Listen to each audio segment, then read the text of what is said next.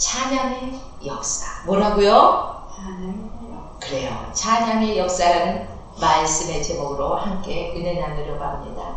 성경의 이 큰 역사를 보면은 찬양의 그 찬양과 함께 엮여져 있는 것들을 우리가 볼 수가 있습니다. 모세를 볼까요? 모세는 광야 이스라엘 국가를 위해서 제사장들로 하여금 찬양을 담당하게 했습니다. 다윗은 어떻습니까? 또 다윗은 성막에서 288명의 레위 사람들로 하여금 그 악기들을 동원해서요 찬양을 담당케 했습니다. 288명의 찬양대는 다시 24개의 레위 사람, 그러니까 24개의 반으로 이제 편성됐어요. 그래서 각 조가 12명씩. 그래서 24개의 반으로 조로 이렇게 형성이 됐습니다. 조로 편성하는 방법이 어떤 방법이 있었을까? 어떤 기준점에 의해서 12명씩의 조를 편성해서 24개의 조로 나눴냐면요. 뭐 큰 자나 작은 자나 뭐 스승이나 제자나 이런 것을 전혀 따지지 않고 그냥 뭘 뽑았을까요? 제비 뽑기로 이 조를 편성했다는 사실입니다. 그래요. 그래서 12명 중 1명이 빠져도 이 찬양의 업무를 성실히 감당할 수가 없는 거예요. 우리가 하나님 앞에 드리는 건 이제 제사잖아요. 그쵸? 지금의 예배잖아요. 이 예배에 찬양이 빠지면 돼요, 안 돼요? 예배 시작부터 예배 끝날 때까지 우리 항상 뭐가 있죠? 찬양이 있어요. 그래요. 그때도 제사가 끝날 때까지 찬양이 계속해서 이어졌기 때문에 찬양대 그 각 조 한 조에 12명씩인데 그 한 사람도 빠지면 안 되는 거예요. 그러니까 그만큼 자기에게 주어진 사명감에 충실했어야 되는 거예요.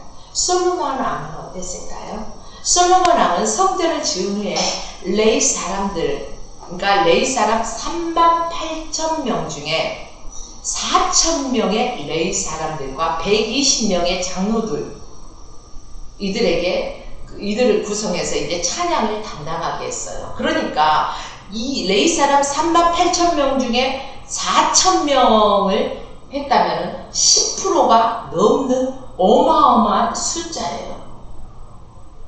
이렇게 찬양이 차지하는 그 비중은요 어마어마하다는 것입니다. 그래서 성경의 시편과 요한계시록에 우리가 좀 집중적으로 읽어보면 어떤 단어를 우리가 볼 수가 있을까요?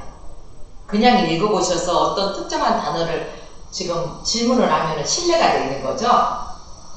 모르실 거예요. 그래요.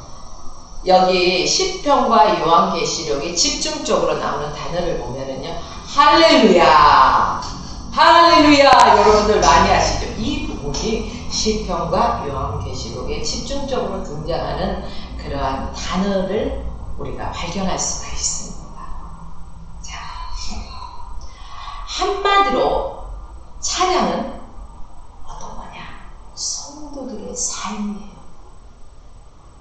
찬양을 우리가 보내면서 우리가 늘 찬양하면서 우리의 삶을 살아야 된다는 것입니다.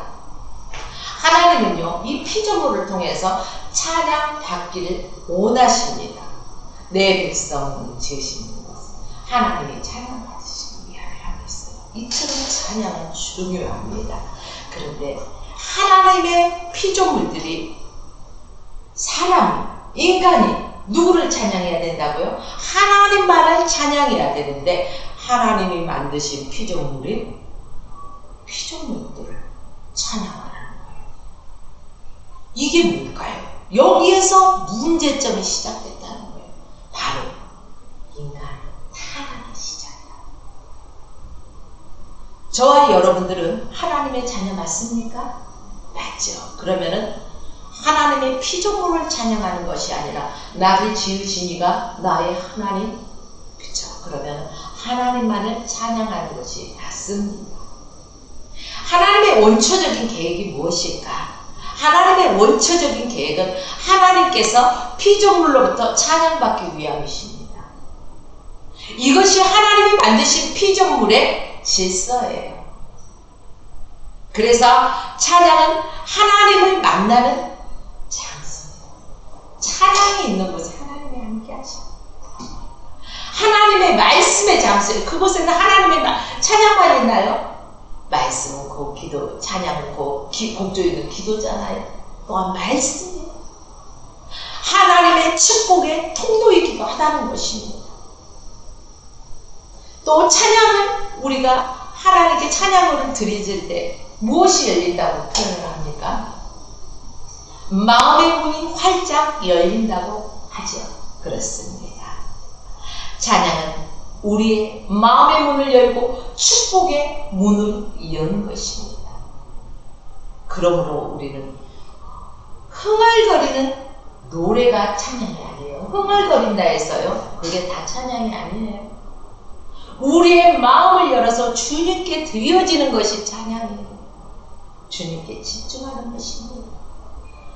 내가 드려지는 찬양이 바로 전능자 하나님께 드려지는 찬양이라는 거예요.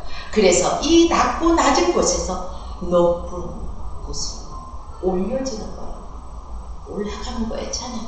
믿음이 있는 곳에는 무엇이 있습니까? 사랑이 있죠. 또 무엇이 있습니까? 찬양이 있는 거예요. 찬양이. 그래요. 그러므로 우리는 예배를 통해서 찬양으로 하나님을 경배합니다. 저희가 예배 시작할 때 무엇을 했죠? 맨 먼저 찬양을 하잖아요. 주님의 성령 지금 이곳에. 주님을 환영하잖아요. 우리가 다 기뻐하면서 경배하면서 주님을 찬양하잖아요. 사랑하는 여러분들, 교회 성장과 부흥의 그 핵심적인 중심, 여러분 뭘까요? 살아있는 예배가 있을 때 교회가 부흥하는 것입니다. 이게 핵심 포인트예요. 옛날에는요, 70년대, 80년대 보십시오. 교회가 10리에 하나, 뭐 20리에 하나, 그렇잖아요. 그러면 산 넘고 고개 넘어서도 예배당에는 얼마나 기쁨으로 멀다고 핑계하지 않나요? 교통시설이 좋지 않았어요. 그래도 그곳에 남들보다 일찍 가고 앞자리에 앉아서 뜨겁게, 지금은 찬양할 때 박수도 별로 안 치다가 뜨겁게 박수 치면서 주님을 찬양하고 경배했다는 거예요. 송축했다는 거예요. 예배가 살아있는 거예요. 그래서 각 교회마다 찬양대가 있잖아요. 성가대가 있잖아요. 찬양팀들이 있잖아요. 얼마나 중요한 역할을 하고 있는 건지 여러분 기억해, 생각해 보셨습니까? 우리 하평교회도, 우리 하평방송에도 이러한 찬양팀이 생기고 또 이러한 성가대가 생길 수 있도록 여러분 기도하십시오. 그리고 여러분들께서 하나님이 주신 이 달란트들을 활용하고 주님께 경배하고 주님을 송축하는 데 함께 연합해야 된다는 것입니다. 여러분, 찬양을 기능적으로 보지 않습니다. 하지만 실제적으로 찬양은 한국 교회 속에서, 한국 교회 그 토양 속에서요, 말씀 사역과 기도 사역을 받쳐주는 그러한 기능을 하고 합니다. 그래서 찬양팀과 성가대가 제대로 된 그 사역들을 하는 곳에서 보면요, 분명히 그 교회는 살아있는 예배를 드리고 또 성장하는 것들을 볼 수가 있을 것입니다. 찬양이 산다는 것은 곧 예배가 살아있어요. 왜? 이미 찬양을 통해서 내 마음의 문이 활짝 열기 때문에요. 목사님이 강단에서 말씀을 선포할 때 판단자가 되지 않는다는 거예요. 아유, 우리 목사님 저번에 했던 설교 또 하시네. 아유, 오늘은 목사님이 뭐 어떠네 저떠네 이러지 않아요. 주님의 음성으로 그 말씀 아멘으로 받아들이니 전하는 이나 듣는 이가 핍자간에 은혜가 넘쳐난다는 사실입니다. 오늘 우리 하평교회도 하평방송도 축복방송도 다 찬양이 살아있는 교회가 되어지기를 원합니다.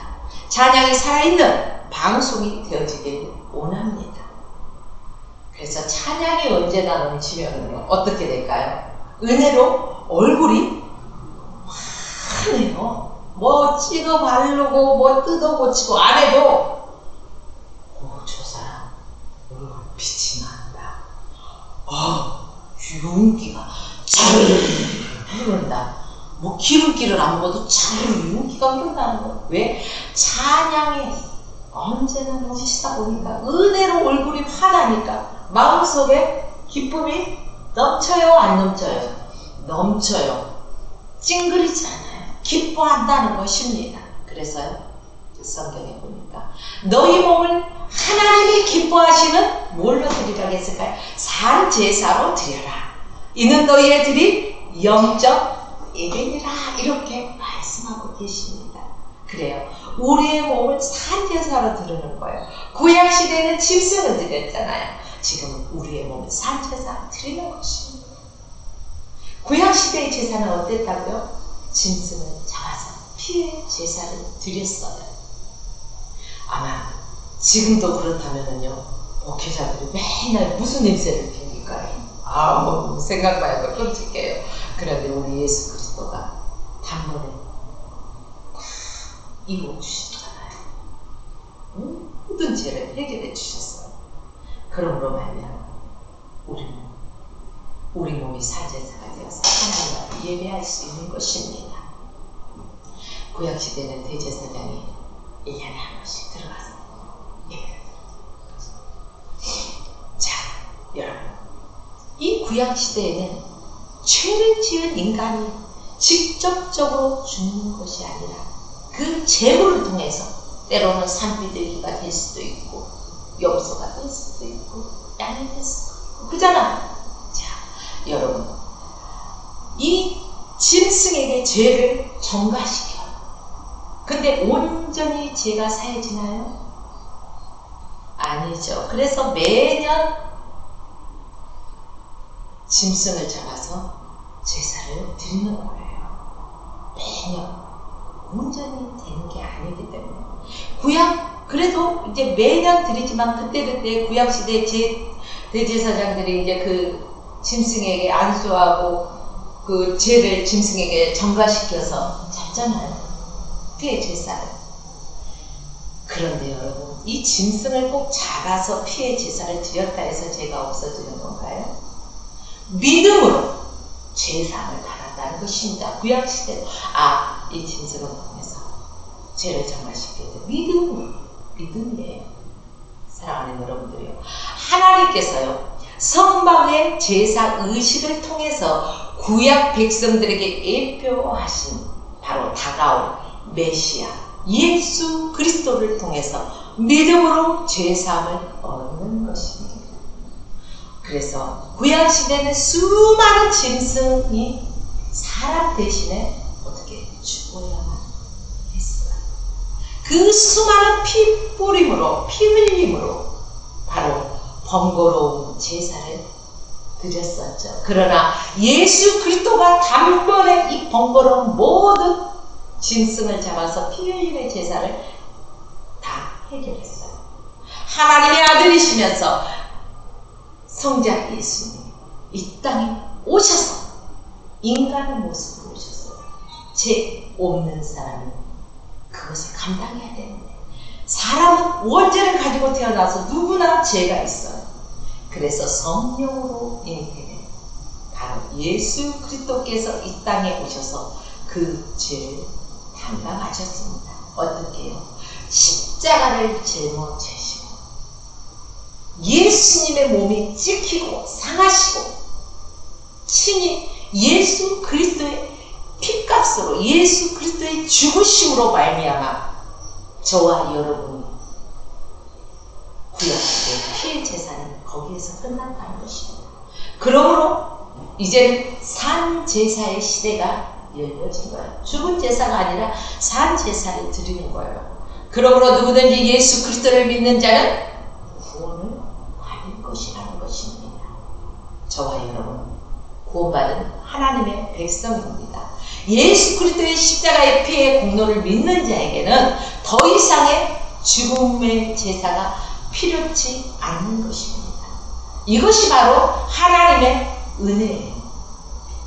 하나님의 은혜로 제사가 바로 예배로 바뀌었습니다. 이것이 죽음의 제사를 드리지 않아도 이제 예수 그리스도 이름으로 누구든지 기도하고 예수 그리스도를 찬양하면서 하나님 앞에 예배드리는 자, 예수 그리스도의 피의 공로를 의지할 때 우리는 죄 사함을 받는 기쁜 삶을 살아갈 수가 있는 것입니다. 그렇다면 이 산제사 구체적으로 무엇을 의미할까? 그래요. 이 산제사는 구약의 제사에서는 백성들이 짐승을 잡아서 바치면 제사장은 그 제물에 각을 떠서 피를 낸 뒤에 물로 씻어서 어때요? 타는 그러니까 물로 씻는 게 아니라 불로 태우죠. 각을 떠서. 그래서 그 연기가 어디로 올라가요? 여러분 불 지펴봤어요? 모닥불도 피워봤고 우리 시대의 사람은 아궁이에도 불을 지펴봤을 거예요. 그러면 굴뚝의 연기가 어디로 가던가요? 우리 모닥불을 피우면 연기가 어디로 올라가던가요? 하늘로 올라가잖아요. 그래요. 연기는 하늘로 올라가요. 하나님께서 그 연기를 향기롭게 받으신 거예요. 짐승의 각을 끄고 그 피의 제사를 드리고 태울 때 그 연기를 분명하신 거예요.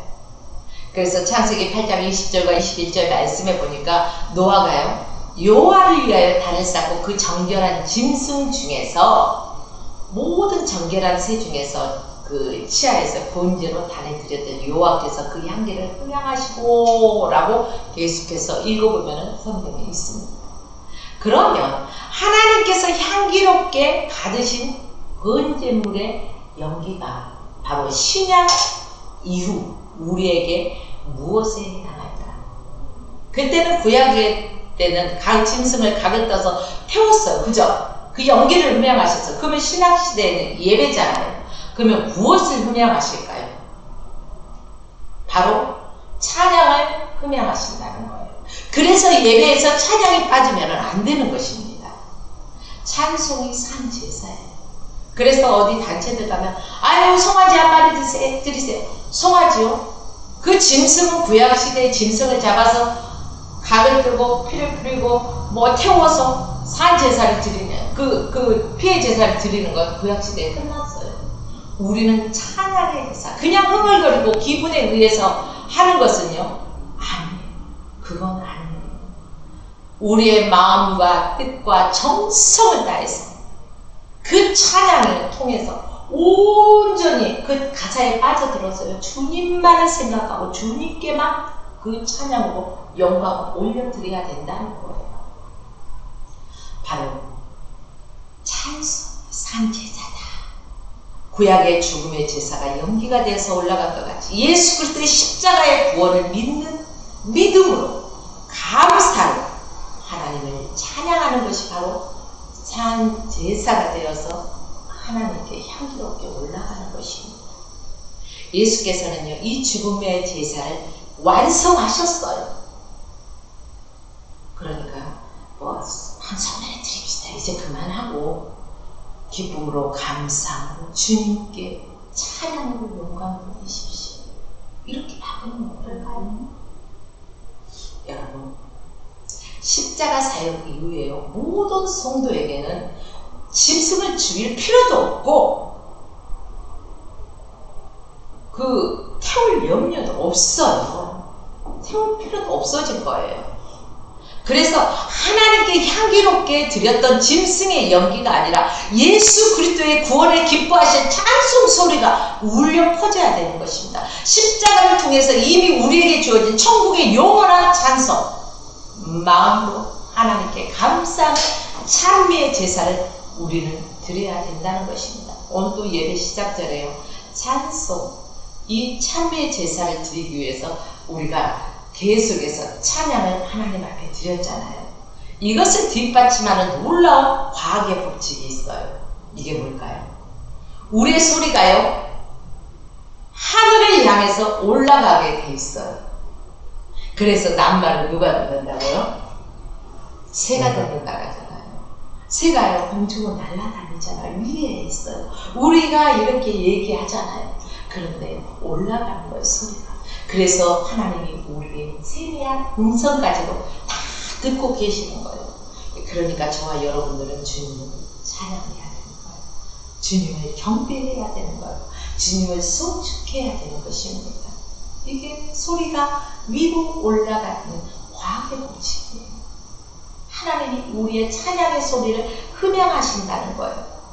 우리의 찬송의 소리가 눈에 보일까요? 보이지 않을까요? 보이지 않잖아요. 여러분, 주파수에서는 이렇게 그 음성의 그 세기의 소리가 이렇게 표시가 되잖아요. 그러나 그 소리가 보이진 않잖아요. 그러나 하나님이 흠양하신다는 사실입니다. 그래서 우리 눈에는 보이지 않지만 번제의 향기가 되어서 주님께 올라가는 것입니다. 그래서 저는 성도님들께요, 오늘 이 시간에 권면하고 있는 거예요. 우리가 드리는 찬양의 예배는 우리 몸을 드리는 거룩한 산 제사가 되어야 된다는 것입니다. 그래서 우리가 드리는 찬양의 예배, 예수 그리스도의 십자가의 보혈 외에는 그 어떤 걸로도 이루어질 수가 없어요. 내가 노래를 좋아하니까 부른다? 아니요. 인간의 기교밖에 될 수가 없어요. 분명히 우리는 예수 그리스도의 보혈의 은혜에 힘입어서 그분께 감사하면서 기뻐하면서 그분을 송축해야 된다는 것입니다. 그게 바로 찬양입니다. 여러분, 하나님께서 찬송을 기뻐 받으시는 것을 우리가 잘못 이해하면 단순히 많은 노래만 우리가 부르면 된다고 착각하는 경우가 있어요, 없어요? 있어요. 그런데 그게 아니에요. 우리가 영적 예배를 드려야 되는 거예요. 육적으로 노래가 좋아서 막 노래만 많이 하면 그게 예배라고 생각한다면 큰 착각이라는 것입니다. 그것은 뭘까요? 음악적으로 단순히 사람의 감정을 달래는 거예요. 그런 차원의 행위에서 우리가 그쳐서는 안 된다는 것입니다. 바로 그 찬양 안에 예수 그리스도의 십자가의 은혜가 있어야 되는 거예요. 그 십자가의 은혜를 깨닫고 그 구원하심에 진심으로 감사하면서 그 단계까지 우리가 들어가서 찬양으로 하나님께 영광을 올려드리는 게 그게 찬미의 고백이 되는 거예요. 그것이 바로 산 제사의 예배가 되는 것입니다. 그것이 바로 영적 예배라는 것입니다. 오늘 저와 여러분은 어떤 예배를 드리는 것입니까? 내가 좋아서 흥얼거린다고 인간의 기교로 하실 것입니까? 아니요. 예수 그리스도의 피의 공로에 힘입어서 정말로 구원의 감격으로 주님을 찬양하십시오. 수많은 곡들을 한다 할지라도 내 감정에 휩싸여서 하면은요, 안 된다는 거. 바로 그 안에 주님만을 생각하는 하나님에 대한 구원의 감격에 대한 솟구침이 있어야 된다는 것입니다. 그래서 저는 찬양하시는 분들께 늘 요구하는 게 있죠.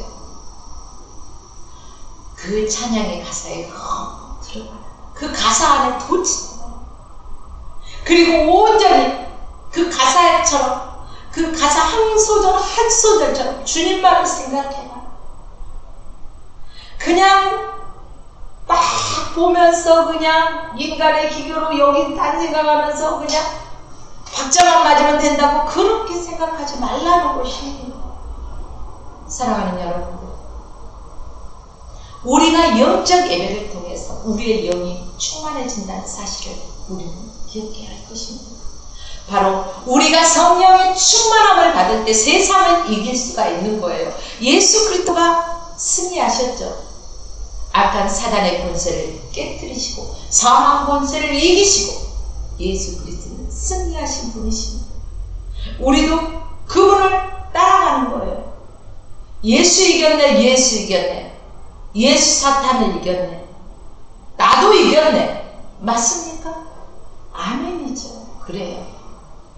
이미 우리는 승리를 보장하고 주님을 바라보고 나가기 때문에 우리는 그 구원에 구체적으로 감사할 수 있는 삶을 살아야 한다는 것입니다.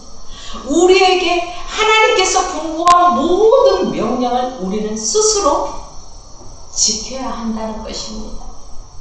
하나님의 말씀을 지킬 수 있게 하는 제자의 삶을 살아가기 위해서는 저와 여러분은 성령 충만한 삶을 살아야 되는 것입니다. 성도들은 이 찬양의 제사, 즉 영적 예배를 드려야만이 우리가 성령의 충만한 삶을 살아갈 수 있다는 것입니다. 찬양이 살면 예배가 산다고 말씀드렸습니다. 예배가 살면 어떻게 될까요? 교회 부흥한다고 말씀드렸죠. 이걸 떠나서요. 예배가 살면 우리의 생명이 사는 거예요. 생명이. 교회 부흥은 둘째 치고라도 우리의 생명이 사는 거예요. 그래서 예배에 생명을 거으십시오. 하나님께만 집중하십시오. 이런 말씀을 드리는 거예요. 사랑하는 여러분들, 우리가 드려지는 이 예배가 살면 생명이 살고, 생명이 살면은요 성령의 기름 부으심이 임합니다. 성령의 기름 부으심이 임하면은 그때부터는 아주 놀라운 일이 생기는 거예요. 여러분 사도 바울 아시죠? 바울의 앞치마만 만져도 어떻게 했어요? 막 각색 병자들이 다 났잖아요. 주님은 뭐라고 했어요? 주님을 믿으면 이보다 더 큰 일을 너희도 할 것이다 말씀하셨어. 이게 믿음이에요. 우리 예수 그리스도를 믿는 자가 찬양을 살아야 되는 거예요. 영적으로 예배가 되어야 되는 거예요. 거기에 생명이 있기 때문에 영적 예배는 분명한 생명이 있습니다. 그렇기 때문에 거기는 분명한 기름 부으심이 있고, 그 기름 부으심을 받은 자는 주님의 놀라운 일들을 체험하게 되는 것입니다. 이루 말할 수가 없어요. 형용할 수가 없어요. 그것들은. 그래요. 이 모든 게 찬양을 통해서 하나님의 임재를 체험하게 됩니다. 어떤 사람은 찬양 중에 거하시는 주님을 만나게 됩니다. 이미 강단에서 선포되는 말씀을 듣기 전에 성령이 임하시고, 그러니까 강단에서 하나님의 말씀을 선포하면 아멘 아멘 아멘 아멘 아멘 아멘 아멘 하면서 막 문의가 되는 거예요. 시편 기자는 노래를 하고 있잖아요. 시편 21편 3절 말씀을 보면 이스라엘의 찬송 중에 거하시는 주는 거룩하시니 찬송 중에 거하신대요. 누가? 주님이 찬송 중에 거하신다는 얼마나 놀라운 일입니까? 그래서 저는요 음치단 소리를 참 많이 들었어요. 그래서 찬양 잘하시는 분들 보면 와, 몸이 아프잖아. 얼마나 감사해요. 그런 분들이 자기의 유익을 위해서 자기의 재미로만 자기의 흥이 기어서 룰루랄라 하면 안 된다는 거. 온전히 주님의 십자가의 구원의 감격을 위해서 주님만을 생각하면서 기뻐하며 감사하며 송축해야 된다는 것입니다. 사랑하는 여러분들이요, 저와 여러분은 언제나 어느 곳에 있든지 무엇을 하든지 누구를 생각해야 돼요? 주님. 그래서 주님 한 분이면 족합니다. 그래요. 진짜 족합니까? 믿을게요. 그래요. 우리가 부엌에서 주방에서 밥을 하고 반찬을 만들고 일을 할 때도, 또 학생들이 학교에 가서 공부를 할 때도, 뭐 가게에 가서 자기 업무를 볼 때도, 사무실에서 직장의 업무를 할 때, 심지어 시장에 가고, 또 심지어 걸어가면서도 누구를 찬양할 수 있어요? 하나님을 찬양할 수가 있어요. 제가 신앙이 성장할 때요, 찬양 예배를 드리고 집에 갈 때 차운행을 하잖아요. 교회에서. 뭐 그 차운행하는 차를 많이 타요. 왜요? 사람들이 그 사람의 소리가 나더라고요. 희한해요. 예배당 안에서는 아멘 아멘 하면서 은혜를 받는 것 같은데, 갈 때 차 안에서는 이렇고 저렇고 쿵쿵쿵 부딪히는 소리가 나요. 사람의 소리가 나더라고요. 그 시간이 저는 참 참 그때 싫었어요. 내가 성령이 충만할 때는 그러더라고요. 그래서 운행하는 차를 타지 아니하고 집에까지 걸어가는 거예요.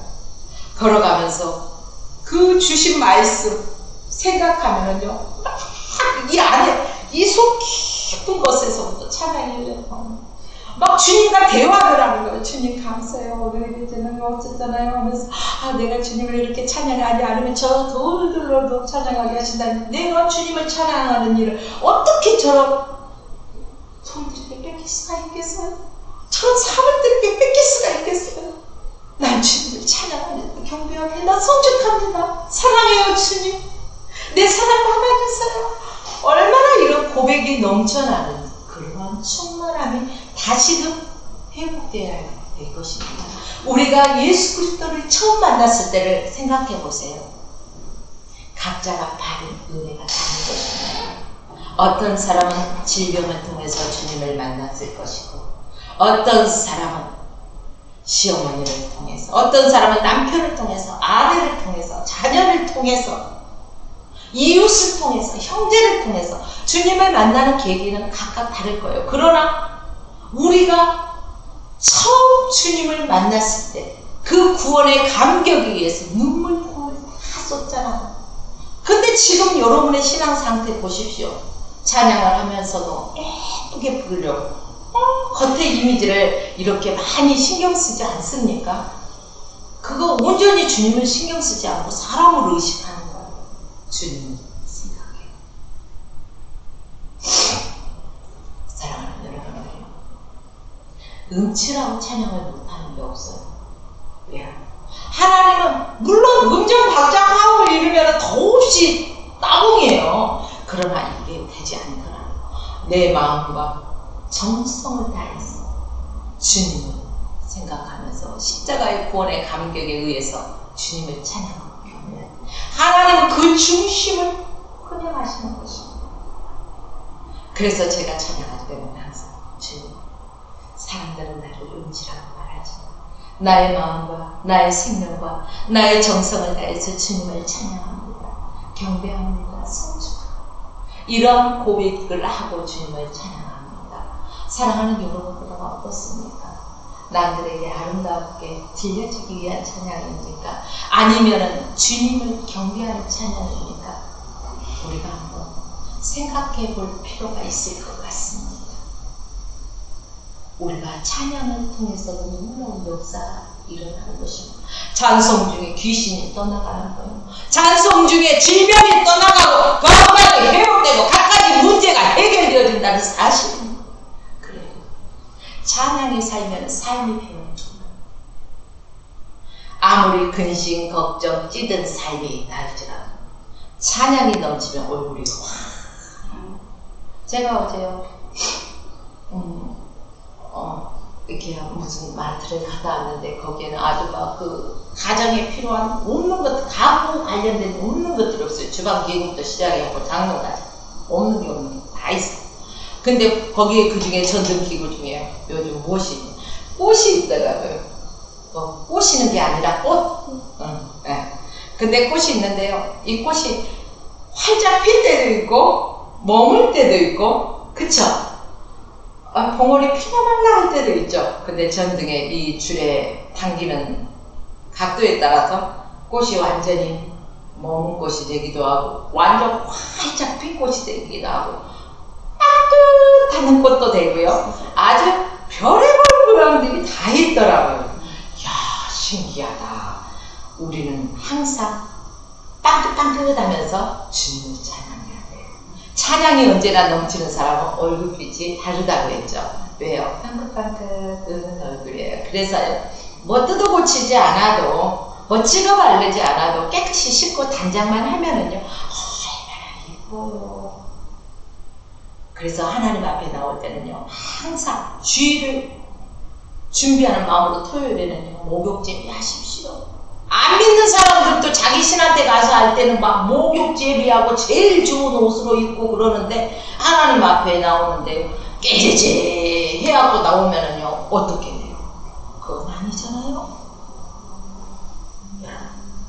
그럼 토요일은 둘로 산으로 가지 마시고 주일에 이분들도 확 주님 하나님 앞에 예배 드릴 때요. 아이고 이 헌금 꼬작꼬작 주머니에서 이러지 마세요. 미리 성경책 속 안에 딱 준비해놓고 목욕제비하고 제일 예쁘게 깨끗하게 잘 단장해서 하나님 앞에 가장 우리 그랬잖아요. 거울아 거울아 이 세상에서 누가 제일 예쁘니? 묻잖아요. 이러듯이 하나님 앞에 내가 가장 아름다운 모습으로 내 영도 육도 주님을 갈망하면서 주님의 얼굴을 구하면서 가장 최상의 모습으로 하나님 앞에 예배의 송광자가 되어야 된다는 것입니다. 그 안에 살아있는 찬양으로 하나님 앞에 찬양하고 영광 올려드려야 된다는 것입니다. 우리가 이렇게 예배가 살 때 우리의 몸도 마음도 치유가 되는 것, 우리 마음의 미움 같은 시기 질투 이 모든 것이 찬양 중에 떠나가는 거예요. 치유가 되는 거예요. 그러면요 내 안에서부터 회복이 되는 거야. 자, 근심은 뭐라고 했어요? 근심은 우리의 심령의 뼈까지 상하게 하는 거예요. 즐거움은 그건 뭘까요? 반대로 양해하게 되는 거예요. 그래서 미움 다툼 시기 질투 버리고 이 찬양이 있잖아요. 그래요. 우리는 미움 다툼 시기 질투 버려버리고 온전히 주님을 찬양하고 주님만을 경배하는 예배자가 되어야 되는 거야. 생명 있는 예배를 드려야 된다는 거예요. 신앙생활하는 모든 분들은 찬송을 드린다는 것은요, 그냥 입술로 부르면서 뭐 가방 투적투적 뭐 책자 넘기면서 뭐 이게 아니에요. 온전히 주님을 생각하는데 어떻게 딴 생각을 하면서 다른 것들을 만질 수가 있겠어요. 주님께만 집중하십시오. 치료자 되신 주님이 그 안에서 역사하십니다. 내 찬양 중에 거하시는 주님을 바라보십시오. 그리고 주님의 그 십자가의 구원의 감격에 의해서 우리가 주님을 찬양할 때 주님이 역사하십니다. 이 찬송은 하나님의 은혜를 감사하는, 하나님께 영광을 올려드리는 이러한 경배의 태도예요. 경배 드리는 모습입니다. 그래서 이 찬송은 하나님의 은혜를 우리가 온전히 감사할 때 가장 아름다운 음색이 나옵니다. 제가요 전에 우리 황교면 목사님께 이런 말씀을 드렸어요. 아니 목사님 어디서 레슨 받고 오셨나요? 이런 질문을 했어요. 왜 그럴까요? 그날따라 깨꼬리와 같이, 아니 깨꼬리도 그렇게 못해. 어찌 그렇게 아름다운 천상의 목소리로 그날은 찬양을 드리는데요. 온전히 주님만을 바라보면서 주님만을 생각하면서 여기 아무도 없다고 생각하고 온전히 주님만 경배하는 그런 찬양이더라고요. 그래서 제가 그런 질문을 어디서 레슨 받는다며? 레슨 받는다고 되나요? 아유 아니에요. 레슨 받는 거 인간의 기교예요. 여러분들이 이제 뭐 그거 받아가지고 뭐 음대 갈 거예요? 뭐 할 거예요? 아니잖아요. 정말로 주님을 찬양하는 것, 머릿속 마음속 깊은 곳에서부터 주님을 기억하면서 그 구원의 감격이 넘칠 때, 생명 걸고 찬양을 드릴 때 주님 앞에 그 은혜로 우리의 목소리, 아름다운 음색으로 들려진다는 것입니다. 저는 그랬어요. 자꾸 제 얘기를 오늘은 하게 되네요. 평상시에는 안 그러는데 음치라고 말씀을 드렸잖아요. 오늘 찬양의 주제이기 때문에 자꾸 음치라는 것을 강조하네요. 근데 음치가 아니에요. 우리 형부가 자꾸 저리 음치야 그러니까 주눅 들어가지고 음치인 줄 알고요. 그때부터 나는 음치 이게 눌렸어요. 그러나 자유함을 얻고 나니까요. 자유함을 얻고 나니까 이 쓴뿌리가 제거되고 나니까 주님, 내가 비록 음정박자는 올라가야 될 때서 푹 떨어져야 될 때서 쭉 올라가는 거 하지 말아요. 이거 맞지 않지만 그래도 음정박자 하는 이루게 하시고 또 가장 아름다운 천상의 목소리로 주님을 찬양할 수 있게 해주세요.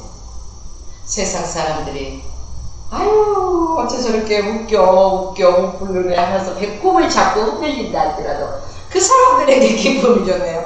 나는 하나님 주님만을 생각했어요. 주님께만 드려졌어요. 하나님이 기뻐하시면 난 그것으로 만족합니다. 이런 고백들이 저는 흘러져 넘쳤습니다. 이제 이거 다시금 회복되어지길 원합니다. 그래요. 이처럼 우리가 주님의 은혜를 생각하면서 들을 때 가장 아름다운 목소리로 흘러넘친다는 것입니다. 그러므로 여러분들 주님을 영화롭게 하십시오. 우리의 삶의 구속진 곳에서도요, 어느 부분에서도 주님을 기억하십시오. 이제 말씀을 정리하겠습니다. 찬양이 살아야 무엇이 살죠? 오늘 말씀 잘 들었나 안 들었나 테스트하는 거예요. 찬양이 살면은 우리의 영이 사는 거잖아요. 영적인 생명이 사는 거예요. 우리 인생이 달라지는 거예요. 찬양이 살면은요, 놀라운 변화가 생기는 거예요. 예배가 사는 거예요. 예수 그리스도를 믿는 사람들은 온몸으로 찬양을 해야 되는 거예요. 춤을 추면서, 다윗은 뭐라고 했어요? 춤을 추며 주님을 찬양했어요. 그리고 춤을 추면서 주님을 찬양하는 거예요. 그 안에 살아계신 주님을 기억하면서 내 흥에 의해서 힘들지 마십시오. 주님에 의해서 성령의 힘에 이끌리는 춤을 추면서 찬양을 하는 거예요. 그래요. 찬양이 살아나면 예배가 사는 것입니다. 예수 그리스도를 믿는 우리는 온몸과 마음으로 주님을 찬양하는 사람이 되어야 합니다. 그리고 그 찬양의 의미를 우리는 오늘 예배를 통해서 다시 한번 되짚어 보았죠. 그래요. 그러면은 하나님을 찬양함이 우리의 신앙과 삶을 더 풍요롭게 한다는 사실도 오늘 다시 한번 알게 됐습니다. 그러므로 저와 여러분들이 하나님께 참회의 제사를 드리는 저와 여러분의 삶이 되시길 예수 그리스도의 이름으로 축원드리면서요. 딱 말씀 한 구절만 더 읽어보겠습니다. 히브리서 13장 15절 말씀이에요. 히브리서 13장 15절 말씀인데, 이러므로 우리가 예수로 말미암아 항상 찬미의 제사를 드리고 찬미의 제사를 하나님께 드리자. 이는 그 이름을 증거하는 입술의 열매입니다. 찬양은 입술의 열매라고 했습니다. 누구에게 드리는 거예요? 하나님께 드리는 거라고 했습니다. 이야, 오늘 이 한 절이면 딱 끝나네요. 우리가 예수 그리스도로 말미암아 찬미의 제사를 하나님께 드리자.